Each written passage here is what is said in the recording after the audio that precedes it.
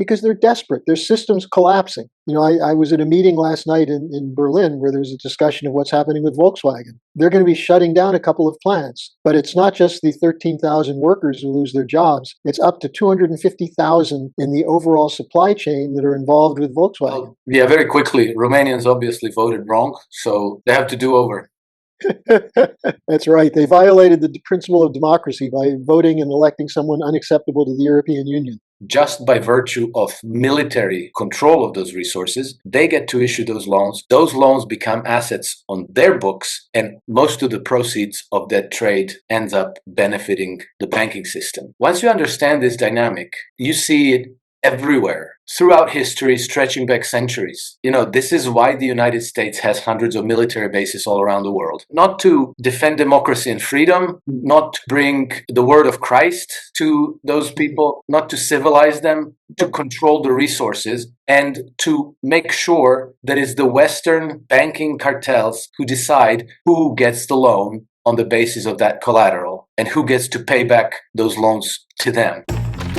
Using Wi-Fi without NordVPN could mean sharing your private stuff with more people than you think. NordVPN. Online security starts with a click. When tyranny becomes law, rebellion becomes a duty. So said Thomas Jefferson. Go to bit.ly/lawful tax protest or bit.ly/make war history and find out why it is a criminal offence to pay central government or local government taxes in the UK. And let's make war history. Hi, everybody. I'm joined once again by Harley Schlanger and Alex Krainer. We shall be looking at current affairs with their astute analysis. I shall link to their links in the description below. Harley Schlanger from the LaRouche organization and Alex Krainer from himself and Trends Compass. Alex, Harley, thank you so much, guys. Do you quickly want to say where people can find you should they be interested in doing so? Well, they can find me at the LaRoucheOrganization.com.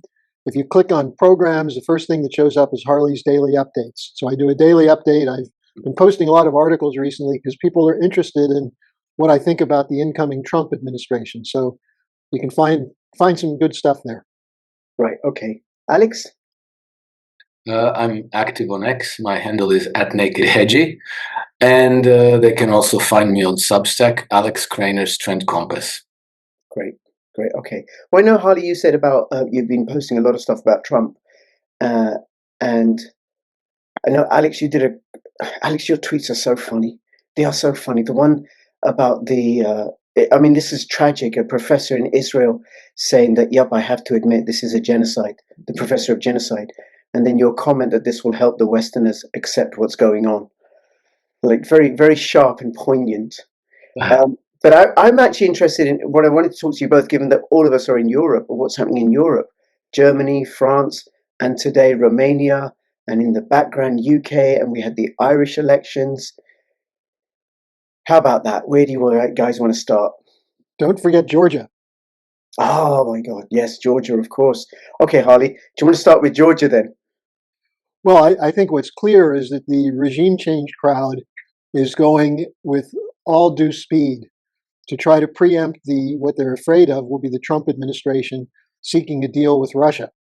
And so you have more money going in every single day being shoveled into the kleptocrats in Ukraine, and as well as the kleptocrats in the U.S. military complex. You have the fall of the French government. Why? Because they couldn't make a budget. Why not? Well, because they're deindustrializing, because their costs are up, because they're still spending money on wars.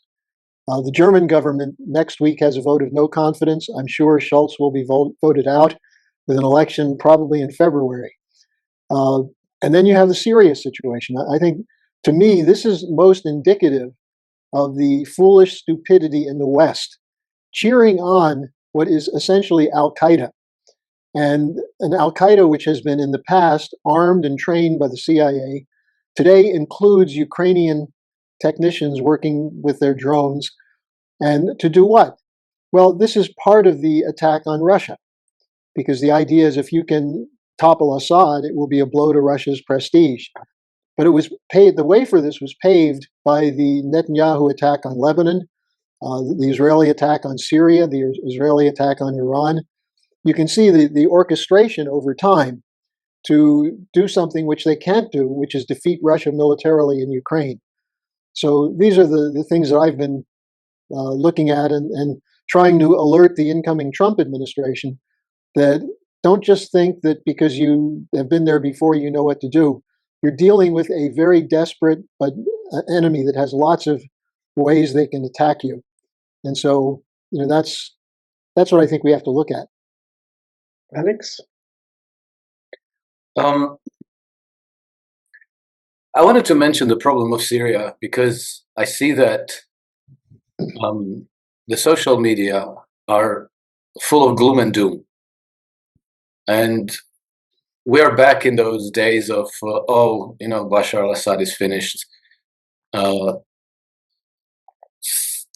8 or 9 years ago, we had the same. They were talking about, 24 hours, he's gone, 48 hours, he's gone.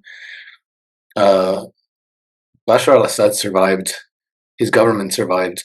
Right now, I can't imagine why the Western intelligence agencies put this together and launched it. But as I wrote in my Trend Compass reports, not the ones on Substack, but the ones I circulate privately, it seems to me like it's a remake of a Kursk incursion.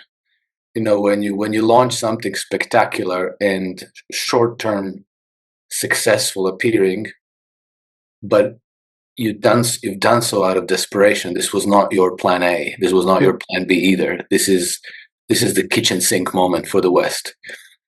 And so now things look dismal, and people are talking about basically this rebranded ISIS, Al Qaeda group taking Aleppo, all of it, and taking Hama and taking Damascus. So let's rewind the clock and go back to 1993. First of all, let's just point out that these are mercenaries. That you can't count on long-term success by wielding mercenaries. They're good at going around, ambushing people, killing, blowing things up. They may be skilled warriors, but they're not capable of a political solution that has to come after the war. Governing. They're not capable of governing. They're not set up. They're not capable of governing. They're only capable of terror. Unlike 2015, the Arab world is not united behind them. So we have a mercenary army, i.e., unlikely long-term success. B, they have no support in the local population. The Syrians are terrified of these people. So that's a second very bad predictor for the future of this incursion. 3, if we rewind the clock and we go back to 1993, we had the Wolfowitz Doctrine. I think we've talked about this before. The Wolfowitz Doctrine was, full spectrum dominance, basically, cementing the unipolar moment. It was supposed to be the new American century, right? And part of that was, we'll overthrow governments of 7 countries in 5 years, which included Syria, and it included Iran also. How much closer today are they than they were 30 years ago? I think they're a couple of light years farther away.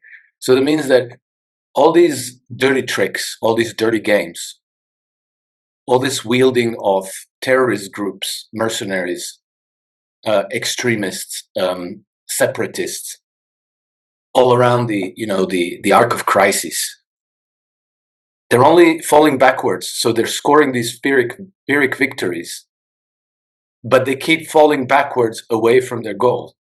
And I think that this is why you're seeing Russians not panicking about this. They're dealing with the situation very strategically, very calmly.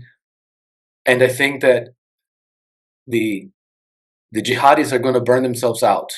Is it going to be a couple of weeks? Is it going to be a couple of months? But if you're reading gloom and doom in the social media, step back. look at the forest. Don't lose the sight of the forest for the tree. The arc of resistance is on the winning side. The empire is on the losing side. And the trend, very, very long-term trend, is adverse to the empire. And so I think that all that the arc of resistance has to do is not panic. And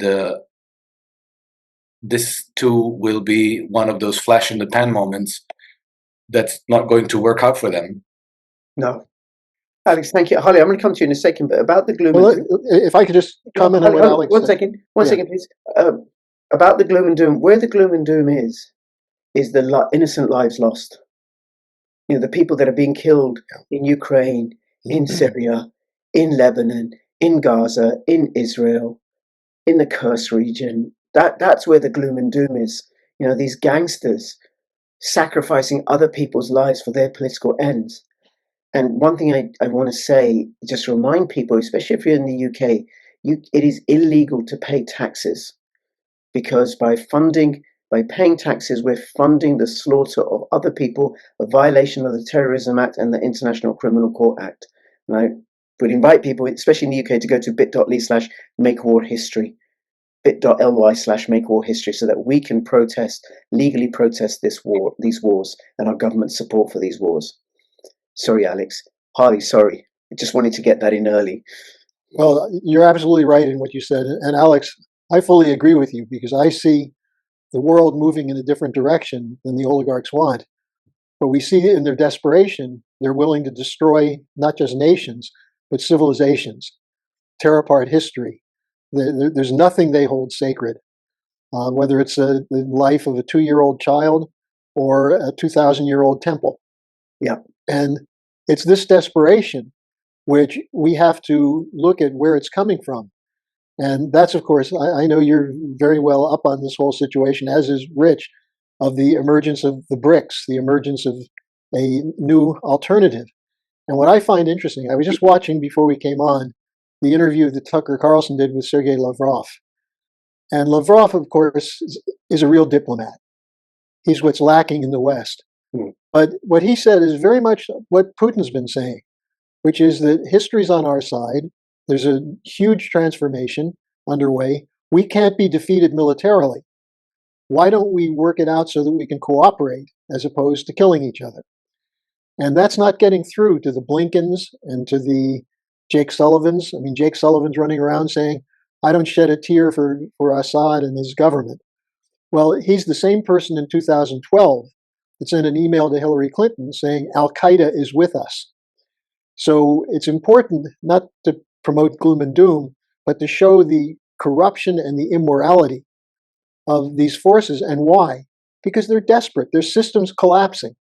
You know, I was at a meeting last night in Berlin where there was a discussion of what's happening with Volkswagen. They're going to be shutting down a couple of plants. But it's not just the 13,000 workers who lose their jobs. It's up to 250,000 in the overall supply chain that are involved with Volkswagen. And so you see that bad decisions have consequences on people's lives. So, Rich, I really appreciate what you said about the destruction of lives is where the gloom comes in. But it should also be an inspiration to us to stop it. And it can only be stopped by citizens, because if you're relying on some alternative group of political leaders, I think it's clear to almost everyone in the West that there are very few political leaders who rise to the level of statesmanship. Yeah, absolutely agreed. And the impression that I have, bringing my experience as a child protection and social worker, that analysis to this, right, is of the West, of the leaders in the West just throwing tantrums as a desperate measure, as they're losing power economically, militarily, and politically.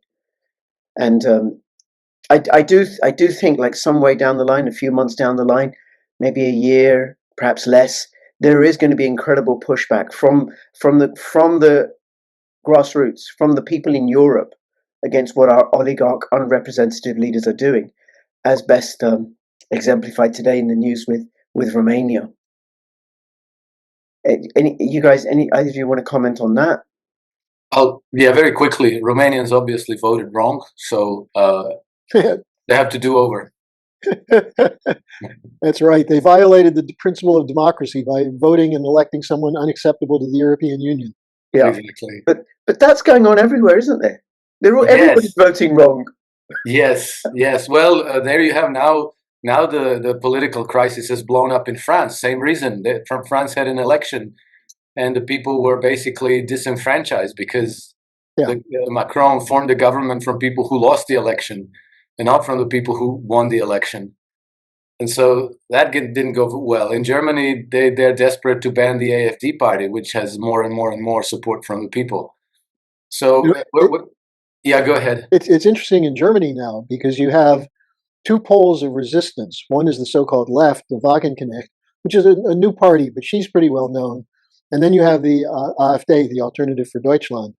And there are two issues that they both support: ending these wars and doing something about the immigration problem. And then the third thing is ending the Green New Deal. So if they were to get together, they could probably determine the outcome. But because of the hybrid warfare, the lying, the media slanders against both parties, they turn them against each other. But I think that's going to change. I'm seeing a change. In fact, the latest news is that the AfD is meeting this weekend to decide whether they're going to vote against the no confidence measure, because there are people in the Social Democratic Party who want to keep Scholz in because he doesn't want to send the Taurus missiles to Ukraine. Because if Merz comes in February, they're going to send the Taurus missiles to Ukraine. So the AfD and the Wagenknecht may end up voting together with a bulk of the SPD to keep Scholz's government in power as a lame duck until next September. I don't think it'll work, but it's an interesting attempt to break out of the profiles. That's amazing. Because that vote, I mean, if they vote Scholz out, Trump will be president come the election in February. You mean Merz? No, Trump will be president in the US. Oh yeah, when they have the February election, yeah. Yeah, when they have the February election, if that happens, in which case it might be difficult for Germany to send the Taurus missiles anyway. Yeah, that's right. Oh man, I can't keep up. But they do have, they have an agreement that was forced on them by Biden to bring in long, intermediate range missiles into Germany that are nuclear capable by 2026. That's another issue that Wagenknecht and the AfD are starting to campaign against.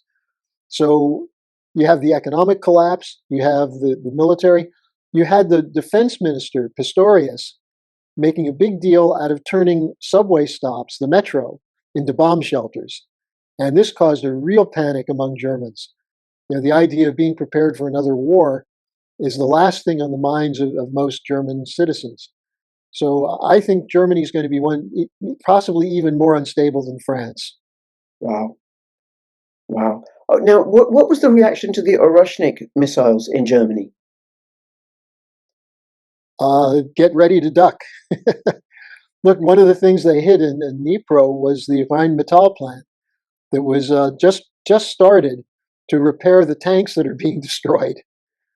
So, I think, first of all, I should say, the media doesn't really cover it. You don't really know from reading the media whether this is just another Putin bluff, whether there really was an attack. The media in Germany is doing everything possible to keep people from seeing what's going on. In fact, many people I talk to in Germany still think that the Ukrainians are winning the war.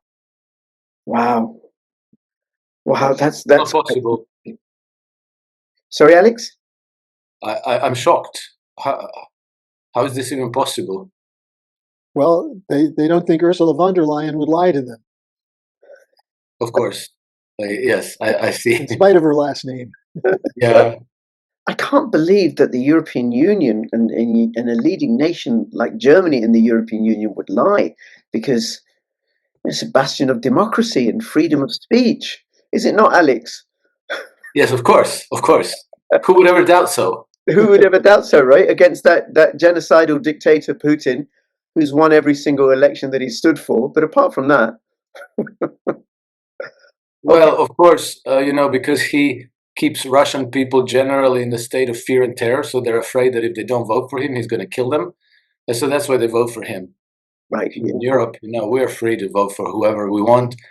And then what's the worst that can happen? If we vote wrong, we get to do it all over again. Yes. Or just ignore our votes. Yes. Or they use lawfare to invalidate those that we voted for, like they're doing with Marine Le Pen, and also in Italy, Salvini as well. Yeah. Okay, but staying or Putin meddles. Or Putin meddles. That's right. That goes without saying. Yeah. Everybody. Of course, that's why he wins in Russia. Alex, he meddled in his own election. That's why he wins elections in Russia, because he's not there to meddle. Harley, you got it the right way around. It's like why they say there's never been a coup in the United States, because there's not a U.S. embassy in Washington. Very good. Okay. Now, but what about people's access to independent media in Germany, like through X or other channels or whatever? Well, it's there. It's there. It's hesitant because people, if you say something, for example, about the Middle East, about Israel, if you say something that is negative about Israel, you could be brought up under the anti-Semite laws. And that's something that has happened in Germany. Kids marching with Palestinian flags get taken down by police. So, there is a quasi-police state mentality in Germany. But besides the AfD, there are some bloggers who are starting to come out. There's a report that there may be a repeat of the big rally a year and a half ago, the Wagenknecht rally that had 50,000 people at the Brandenburg Gate. They're talking about doing something like that in January. The real thing is, if you have leaders who call on people to come out and do something, you don't know what's going to happen. But if you look back to 1989, when it started with 10 people doing a candlelight vigil outside of the church, the Nikolai Church in Leipzig, and then it grew to 100. Then it grew to 1,000 over a couple of weeks. And then the Stasi were told to go in and break it up next week, and they had 10,000, and the Stasi didn't do it. So there is that potential for resistance in Germany, but the Germans have really been victimized by the post-World War II psychological warfare, much of it coming from Britain and the Tavistock Institute, the Congress for Cultural Freedom. It essentially says a Humboldt education system breeds Nazis. And so the German education system has been torn apart. Okay. And the German economy and Germany's role in EU, because that's looking a bit fractious. If the German economy collapses, then so too will the EU. Well, Alex, I know you've been following that closely. What's happening in the EU? Because the new team that came in is really the old team. It's Mario Draghi trying to pull some strings. Yeah, I think that what's happening in Europe is extremely worrisome. Yes, you're right that Mario Draghi is pulling the strings. That is, he's ostensibly the advice giver. He wrote the famous report ordered at the request of Ursula von der Leyen, our valiant president of the European Commission. And he wrote something basically that acknowledging that Europe is losing its competitive edge, that it is losing economically, and that to restore that, Europe would need to invest. The EU would have to spend something on the order of 5% of gross domestic product of the EU states. He's basically talking about state capitalism, because he's not suggesting that small and medium-sized enterprises should develop European markets and production of goods and services and compete in an open market, so that the competitive players would emerge and that innovation would blossom.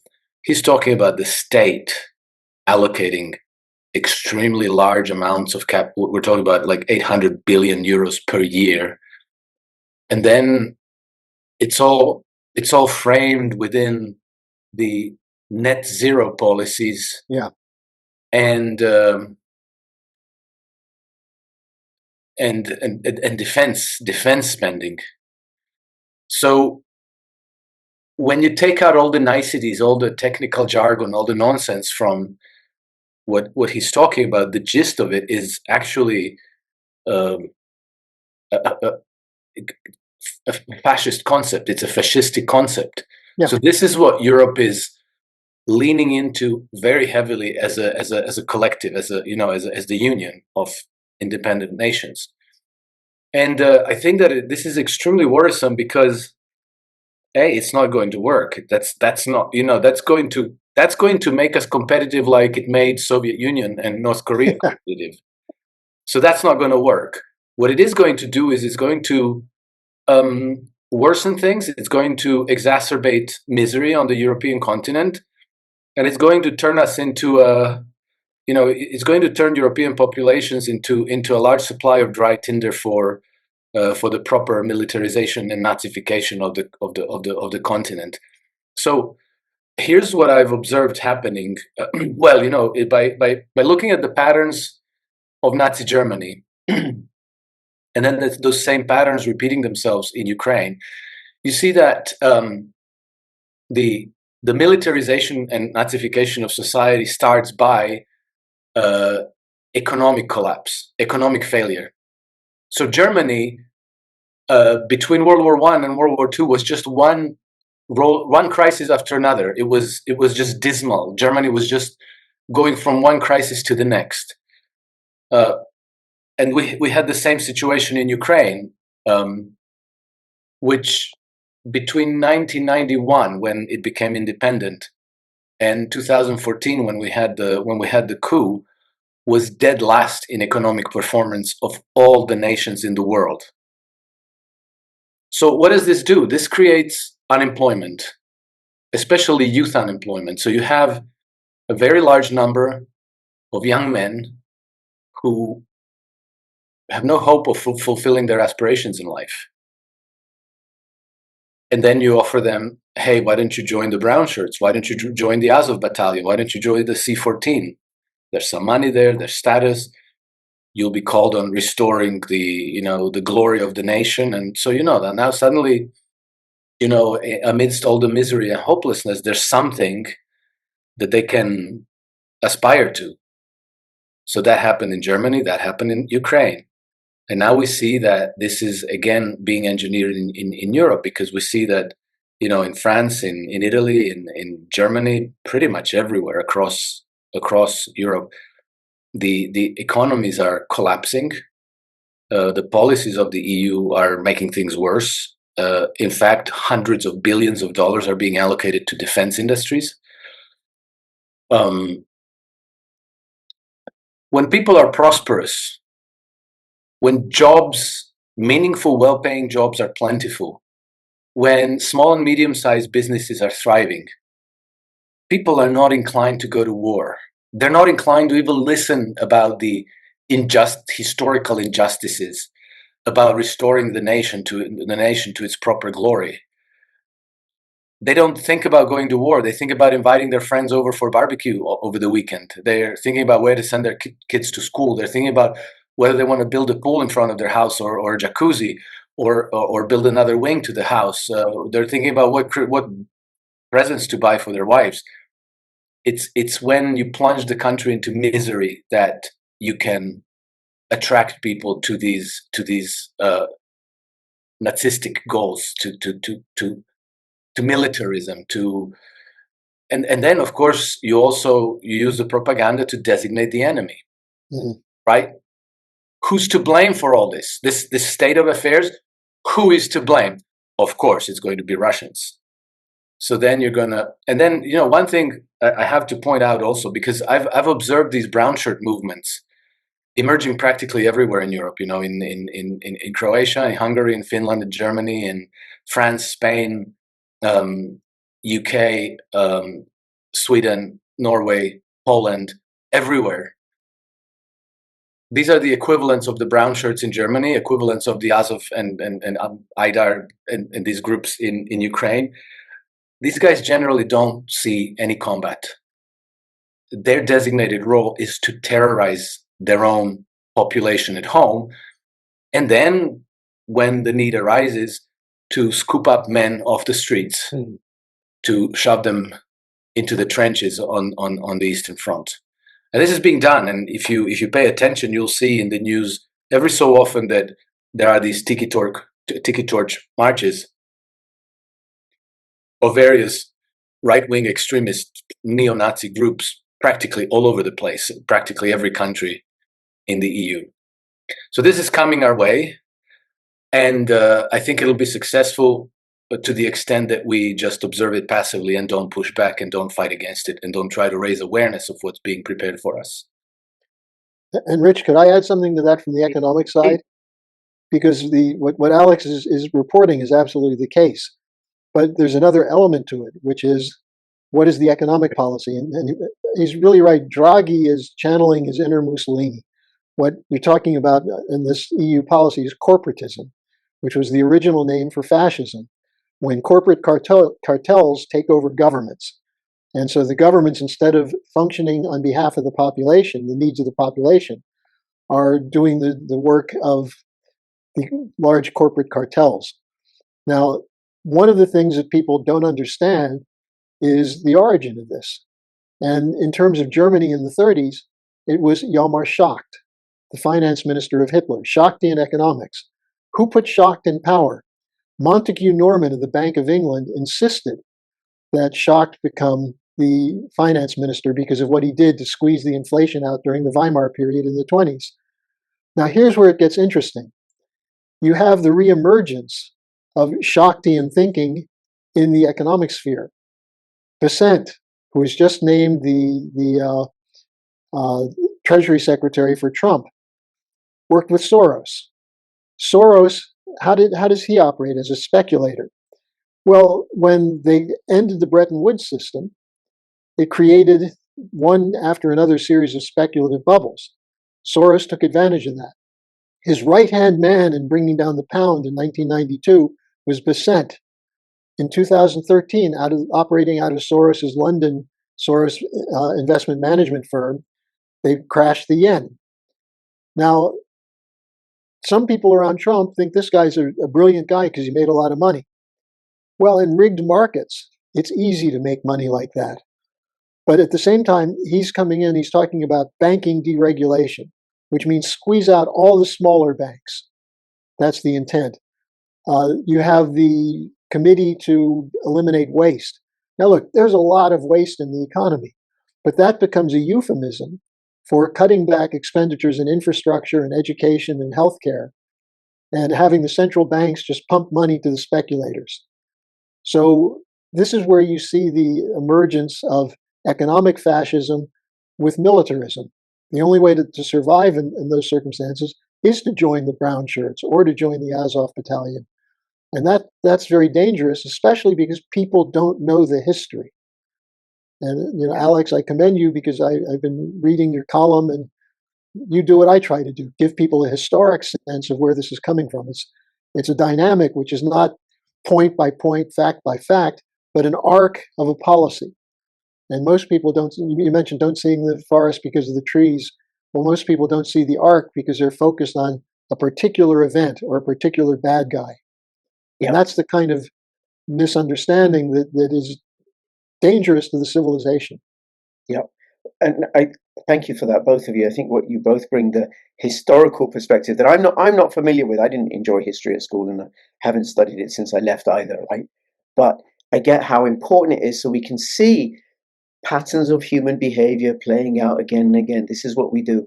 All wars are resource wars, whether it's somebody mugging somebody on the street because they haven't got enough food to eat, or the West plundering Libya or Iraq or wherever, or Israel as a colonial outpost for the British in order to access the hydrocarbons in the Middle East, or Ukraine and Russia. It's all resource wars at every level. And then even what you were saying, Alex, about the where there's poverty, where there's economic collapse giving rise to fascism, because that's people's are out of resources. When they have plenty of resources, it's like, come on over and have a barbecue.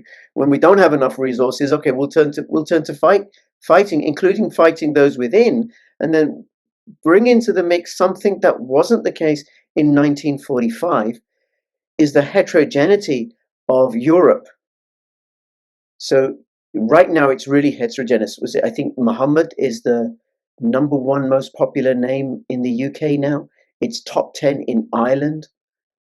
I don't know where it would be in Germany and France, but you've got this massive influx of recent arrivals who could easily be targeted, but are also there, I think, in order, many of them in service of those that brought them over, which is why they're being put up in hotels and being given financial support, because then that creates friction between those communities. And then one of the concerns that I have, and I've never aired this, I've been in this country since 1970. I'm settled. My wife is Scottish, and then what's going to happen is that those people that are settled here are going to get mistaken for the recent arrivals, the recent migrants that haven't contributed, that haven't had jobs, but have been brought here, possibly like in Ireland, as soldiers or police stationed all over the country, like a plantation, reducing Ireland to a plantation. Alex.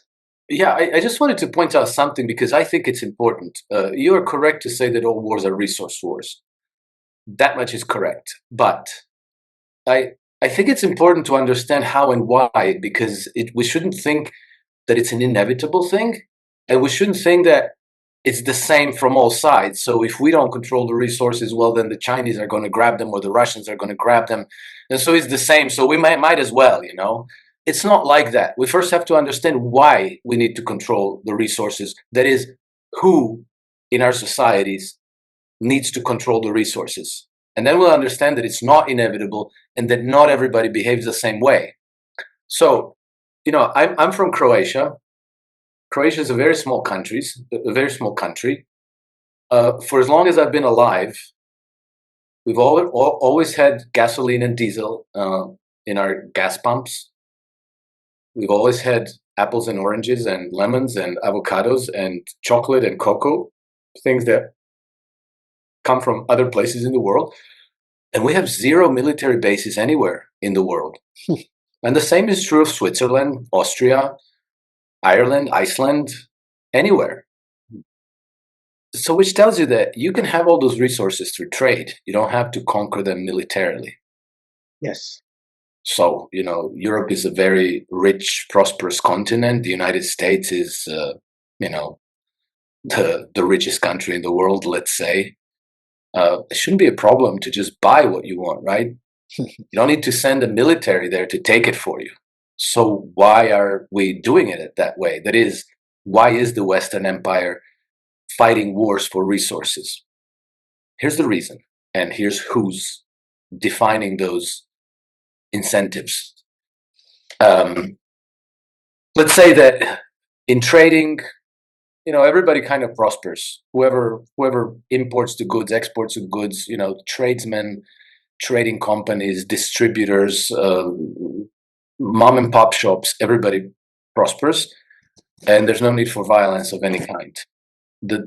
Where violence emerges as a necessity is in who's going to control resources as collateral for the loans that are issued on the basis of those resources. Okay, because if let's talk about oil, for example. If the Caspian oil resources are developed by Russian companies, financed by Russian banks, then those resources become collateral on the balance sheets of the Russian banks, and the companies that would develop those resources, who take out those loans, would have to repay the Russian banks. And so the Russian banks prosper. Western banks get nothing out of it. Nothing at all. Western corporations, on the other hand, could, because they would ultimately end up trading. They would end up buying those resources from Russian companies, right? But the banks get nothing. The banks only gain something, everything out of in the equation, if the resources are controlled by them, so they decide who gets to develop those resources and who gets the credit, the loans to develop them. And so by virtue of this, issuing loans to their corporate clients is how those resources turn into financial flows that ultimately benefit the banks in the West. So, if it can be decided that ExxonMobil gets Caspian Sea resources, ExxonMobil is going to take a loan from, JP Morgan or Citi or Goldman Sachs or whoever, and then those banks are going to be generating enormous profits on the basis of those resources, even though they're not in their country. They don't extract the resources, they don't exploit them, they don't work to refine them, distribute them, trade them, bring them to the ultimate customer. Just by virtue of military control of those resources, they get to issue those loans. Those loans become assets on their books, and most of the proceeds of that trade ends up benefiting the banking system. And so once you understand this dynamic, you see it everywhere throughout history, stretching back centuries. And this is why the United States has hundreds of military bases all around the world. Not to defend democracy and freedom, not to bring the word of Christ to those people, not to civilize them, to control the resources, and to make sure that it's the Western banking cartels who decide who gets the loan on the basis of that collateral and who gets to pay back those loans to them. So it's coming from our banking system. It's absolutely coming from there. And once you know that, then you understand, like, oh my gosh, it was Citigroup that practically told Obama who's going to be in his cabinet, right? It's Draghi who's crafting the future economic policy for Euro. Who was Draghi? Draghi used to be a Goldman Sachs banker and then the president of the European Central Bank. And so you start seeing these bankers everywhere and all the time. So it's not us.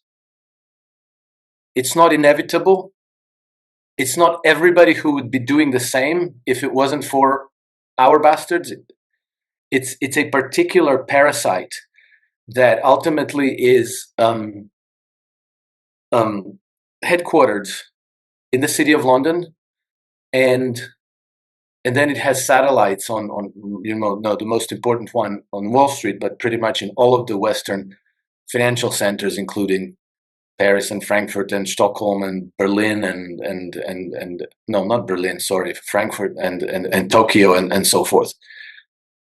This is the parasite that makes us who we are today. And who we are is cultures and countries that are permanently at war across the world. And over the centuries, we've destroyed 6 major civilizations and thousands of kingdoms, cultures, tribes. We depopulated huge swathes of the planet by enslaving people so that they would extract those resources for us and ship them over. And so this is where it's coming from, and this is what we need to resolve, because it's not in us. We are not greedy, bloodthirsty monsters, all of us individually. It's as Churchill himself said, it's the high cabal that made us who we are, because he understood how horribly pathogenic we are in the world. Anyway, that's that rant. So that's what I wanted to share. I think it is important to understand. Thank you. Well, all wars are banksters' wars. I could distill that to what you're saying. But I get it. Thank you. Harley, any comment on that? Or you want to take it somewhere? No, I think what Alex went through is essentially the imperial policy.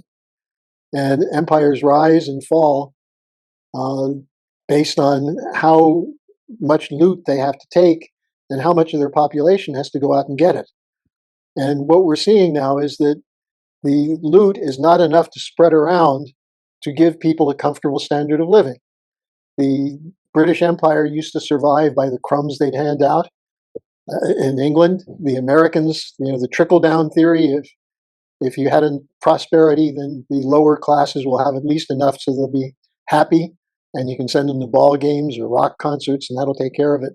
But what happens when you have a debt that's built up? What Alex was describing is how these banks capitalize by creating more and more debt through fiat money.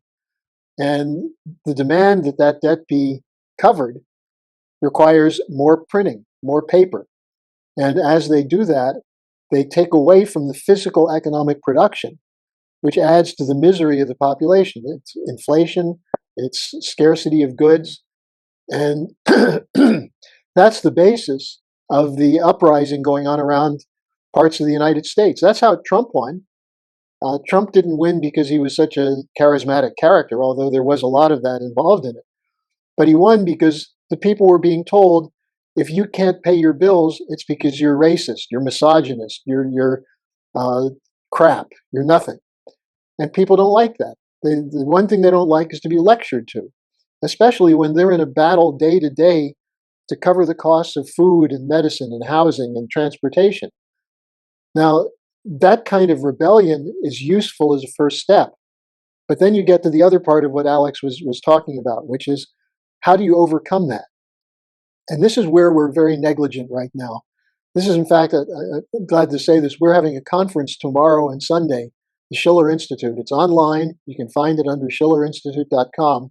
We're going to have a lot of very interesting speakers, including people like Dimitri Trainin, the lady Pandor, the former foreign minister of South Africa. Helga Zepp-LaRouche is going to speak. Scott Ritter is going to speak. But what we're going to be taking up is this cultural question, which is what Alex was talking about. How do people see themselves in relationship to mankind? Human beings are naturally, potentially empathetic, but that can be driven out of them, especially under conditions of extreme poverty and want. And so how do you create a culture where people will be committed to the idea of justice? And I just did a couple of classes on Aeschylus and how Aeschylus used his tragedies to educate the Athenians along the lines of what was in the Orestes trilogy. Who will be the guardians of justice? Will you leave it to the gods of Olympus, who basically are concerned with stuffing their needs? No, it's the citizens that have to be the guardians of justice. And that's the message we have to get across, that the love of family, the love of a future, the love of your fellow man, whether they look like you or not, that's ultimately how civilization advances. And I think it's interesting, when John Kennedy was preparing to reach out to the Soviet Union after the Cuban Missile Crisis, what did he say at American University? He said, we may despise the communist system, but we must recognize the sacrifices of the Russian people in winning World War II. And he said, ultimately, we all live on this small planet. We all breathe the same air. We all wish the best for our children in the future, and we are all mortal. And to the extent we can communicate that through higher culture, a new renaissance maybe then we can overcome the effects of identity politics and geopolitics of pitting everyone against each other and recognize we all are one human race. And if we don't act on that, we become the victims of the predators. Harley, thank you so much. Thank you. I think on that note, we're going to finish up. But just to say, one of the things that we have that people in the First World War and the Second World War didn't have is decentralized independent media, so that voices can be heard, independent voices calling out for peace, for civility, for sanity. They can be heard. So I'll have the links to you, Harley, in the description below, and also you, Alex.